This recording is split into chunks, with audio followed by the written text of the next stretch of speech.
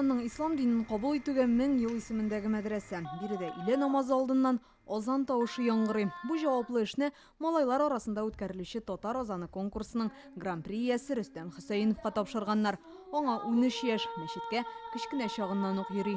Күңелемә рәхәт һәм Аллаһның ризалыгы өчен эшлим инде мин аны. Тәҗвиден правильный произношениесын миңа абыем өйрәтә.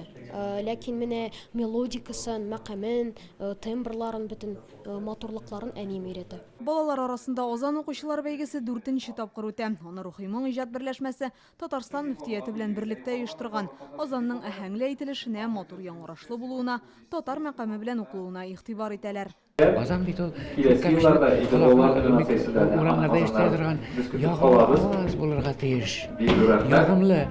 Әшһәдү ан ла илаһа илляллаһ.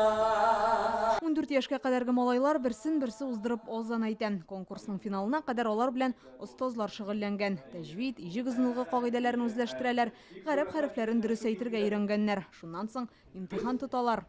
Ул көйле булырга тиеш, ул моңлы булырга тиеш.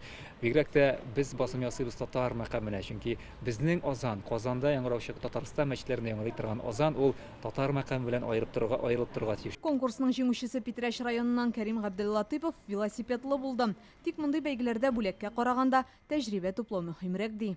Без анда укыдык арапча. Азан әйтергә, арапча укырга, Коръәнне,